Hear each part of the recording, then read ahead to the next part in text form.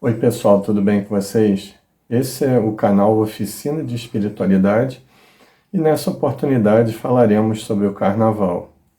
Na antiga Mesopotâmia, na Babilônia, havia dois rituais diferentes que eram encarados também como festa. Um era que um prisioneiro, em determinada época do ano, ele fazia a inversão dos papéis com o rei, e isso é um dado muito importante, essa inversão dos papéis sociais.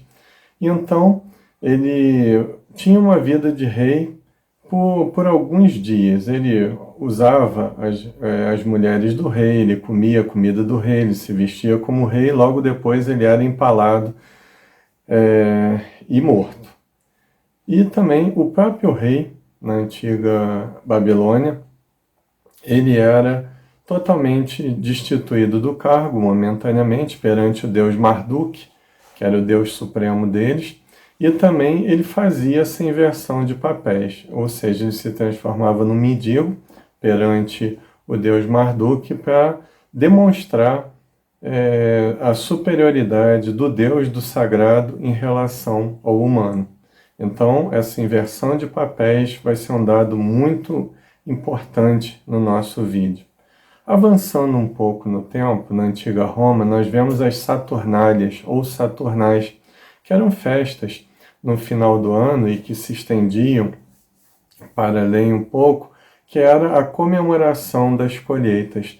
Nessas festas, muitas vezes externas, muitas vezes internas, ou seja, nos lares, os próprios senhores eles invertiam os papéis com os escravos e os serviam. E eram festas muito regadas à comida, à bebida, à dança e etc. Na mesma Roma, haviam as bacanais, que eram espécies de desfiles, né, anteriormente só feito por mulheres e depois por ambos os sexos. E nesses desfiles, as pessoas saíam bebendo e comendo e cantando, nuas ou seminuas, etc. A gente já sente uma similaridade muito grande com o que acontece agora nos desfiles de carnaval atual em nosso país. Bom, mas visto isso, com o tempo, a própria Igreja Católica, que achava essa inversão de papéis danosa, porque era, vamos dizer, uma sugestão que o diabo, que é uma peça teológica da Igreja Católica, ele se sobrepujava a Deus nessa época, nessas festas pagãs. Bom, então o que foi feito? Uma manobra muito interessante da Igreja Católica na Idade Média, que foi a criação da Quaresma, que é um período de 40 dias que antecede a Páscoa e que representava então a luta do profano que se desenrolava por todo o tempo dessas festas de origem pagã e o sagrado, que era a preparação para a Páscoa, para a ressurreição de Jesus, que representava a ideia do sagrado. Isso se desenrolou durante muitos séculos, até que no Renascimento começaram os bailes de máscaras na Itália renascentista, e chegamos ao nosso Brasil, onde começou o carnaval começou entre os séculos XVI e XVII por uma prática chamada intrudo. O intrudo era aquele arremesso de lama, de urina, até mesmo de fezes em quem passava na rua. Olha a similaridade com a questão de quando nós, pelo menos a minha geração, jogávamos água com aquelas bisnagas, né? Nos carros quando passavam na rua. A gente ficava em nossas casas, sobretudo quando era na beira da rua, ficávamos na calçada jogando água nos carros que passavam. Olha só a relação cultural com o início no Brasil colonial.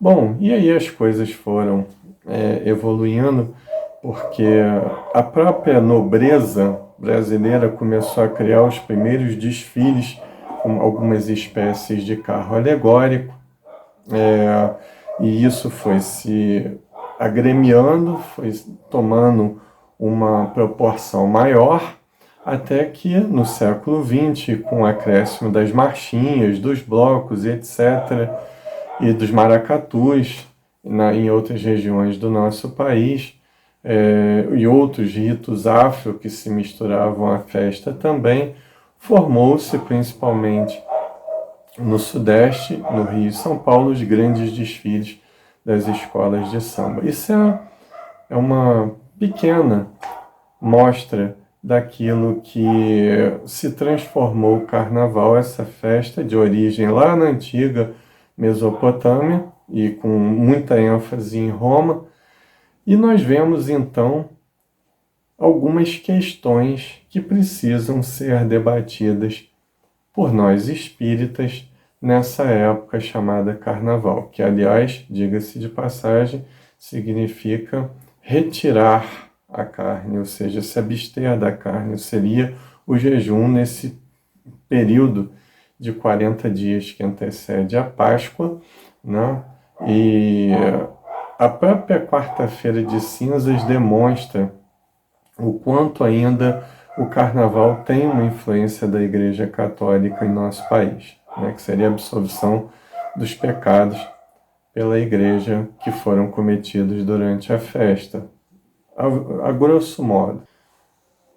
Eu fiz esse histórico também para demonstrar que uma cultura vai influenciando a outra e esse processo vai passando de geração a geração, de país a país, de nação a nação, mas também existe o fenômeno reencarnatório, que é as tendências e as memórias que nós trazemos de outras vidas em nossa psique, em nossa mente, e que são manifestas através das nossas tendências na vida atual. Então, quando participamos dessas festas de carnaval, provavelmente estamos rememorando episódios de nossas vidas anteriores pelos quais passamos em outras culturas.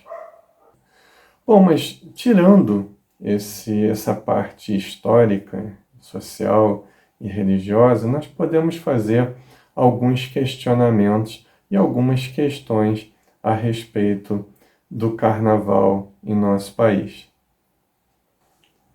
Antes de mais nada, eu gostaria de ler um trecho do Evangelho de Mateus, no capítulo 6, versículo 23, que diz o seguinte: o pensamento de Jesus é retratado nesse versículo.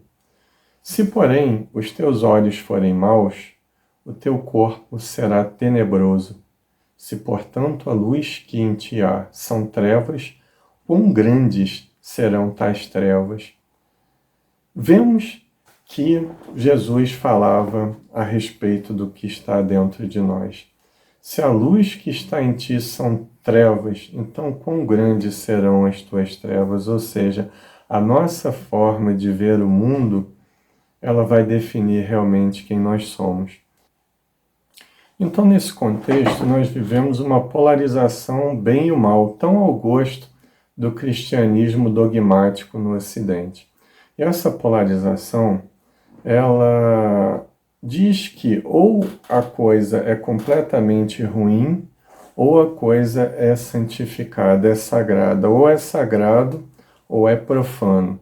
Isso vem muito também da culpa, dessa culpa muitas vezes inconsciente em nossa psique, em nossa mente. Essa culpa muitas vezes trazida até de vidas passadas e não trabalhada. É devido a essa culpa que nasce a noção do pecado, de nós nos sentirmos culpados por termos errado e esse nosso erro ter desencadeado toda a humanidade. Então, essa é uma coisa que tem que ser muito bem trabalhada e que nós vamos tocar um pouco mais a fundo aqui no vídeo. Nós precisamos ter em mente o seguinte: é só no carnaval que há pornografia? É só no carnaval que acontecem assassinatos? É só no carnaval que os acidentes de trânsito se proliferam? E eu digo que não. O que eu chamo de vício de santificação é o que não nos faz ver que o que acontece no carnaval, muitas vezes a nível macro, essa volta aos instintos primitivos que são liberados por uma tradição, ela acontece no nosso dia a dia, porque o assédio acontece todo dia, porque a tendência ao ser humano para a pornografia acontece todo dia, os disparates em relação às drogas, em relação às bebidas alcoólicas, eles acontecem todo dia, só que nessa época há uma amplidão maior nesse fenômeno, até porque ele, entre aspas, é liberado pela tradição. Então a gente vê que a pornografia, por exemplo, a questão desse tabu sexual, ela está dentro de nós. Porque não é o sexo que é uma coisa ruim, mas sim como ele é usado, como ele é utilizado para satisfações grosseiras, instintivas, que nós precisamos vencer para chegarmos a patamares maiores em nossa evolução. Mas nós temos que fazer algumas considerações a respeito dessa polarização de uma forma mais profunda, de uma forma mais ampla, sem moralismo, sem atacarmos ninguém, quem quer que seja, mas também sem virarmos as costas para os problemas que sim são acarretados nessa época do carnaval. Mas nós vamos criando uma cultura não de medo, mas de responsabilidade, principalmente para os jovens que nos ouvem, esses que estão iniciando a sua vida sexual, estão se lançando agora para a sociedade como um todo. Não adianta nós, espíritas, querermos ensinar através do medo e respeito todas as informações mediúnicas que vieram através de médiuns sérios, mas preferimos abordar através do bom senso gerado por Allan Kardec. É óbvio que há o processo obsessivo em massa em alguns ambientes do carnaval, como também acontecem em vários ambientes de promiscuidade e de orgia fora da época do carnaval. Isso aí é um fato. Só que é mais noticiado porque se torna uma coisa popularizada na época do carnaval. Como falamos não em culpa, mas em responsabilidade, nós temos que raciocinar a respeito das informações que os espíritos amigos nos fornecem, tal como, num ambiente, você pode conectar com várias coisas diferentes. Você pode estar num ambiente de trabalho ruim, mas se você estiver numa sintonia maior, você pode vibrar com mentes desencarnadas que são mais atuantes no bem. Mas aí nós podemos perguntar, mas e nos bailes de carnaval, que há tanta promiscuidade, há tanta droga, há tanta bebida, há tanta violência, muitas vezes, na rua e etc, e etc. Nós não precisamos estar nesses ambientes. Nós podemos e devemos escolher o ambiente para que nós possamos festejar. Eu não vou estar num ambiente, por exemplo, onde os meus princípios morais não condigam com ele. Um exemplo que nós podemos citar. Se nós vamos a uma festa bancada por marginais, nós estamos sujeitos a qualquer tipo de coisa que possa vir a acontecer naquela festa, como, por exemplo, o uso de drogas, a promiscuidade sexual, ou até mesmo uma batida policial que vai chegar para prender determinada pessoa, como já aconteceu, por exemplo, há pouco tempo em nosso país, e etc, etc. Então nós estamos sujeitos a esses perigos. Mas existem ambientes e ambientes no carnaval. Nem todo ambiente carnavalesco é de promiscuidade. Nem todo ambiente carnavalesco é de drogas, é de vícios de alcoolismo e etc, e etc. A proposta espírita da busca da alegria, ela não deve ser apenas numa data especial que muitas vezes nós extravasamos para esquecer nossos problemas que continuarão após a festa. A busca pela alegria é no cotidiano, é no processo de gratidão, é no processo de caridade onde nós oferecemos algo de nós mesmos para alguém, sem moralismos, sem precisarmos recriminarmos quem quer que seja. Vivamos o nosso papel na sociedade com responsabilidade e não presos pela culpa ou pelo medo de algo que nos espera após a morte. O que nos espera após a morte e as nossas companhias espirituais desencarnadas vão ser ditadas realmente pelo nosso nível mental, pela nossa capacidade de vibrarmos no bem, porque o bem é o bem em qualquer lugar onde nós estejamos. Temos a possibilidade de praticá-lo, seja num gesto de misericórdia, de compaixão, seja numa palavra amiga, seja extravasando a nossa alegria com comedimento, não importa, o que importa é que estejamos vibrando nesse bem, acreditando em algo melhor para nós mesmos e para a coletividade no futuro. Bom, a questão é muito simples. O espírita ele pode brincar carnaval se ele gostar? Pode. O espírita pode ver desfiles de escola de samba se ele quiser? Pode.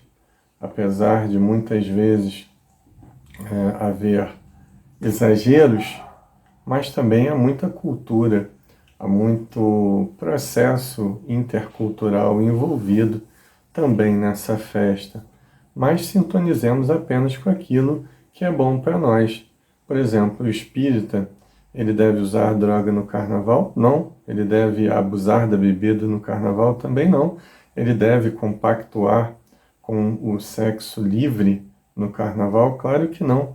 Então nos retiremos de ambientes que nós não nos identifiquemos e, se preferirmos também, vamos para os retiros, para os encontros dos centros espíritas durante o carnaval, e se quisermos também, fiquemos em nossa casa estudando, não há problema nenhum. O importante é estarmos bem consigo mesmos e podendo ser quem realmente nós somos, sem medo do que as pessoas vão dizer de nós.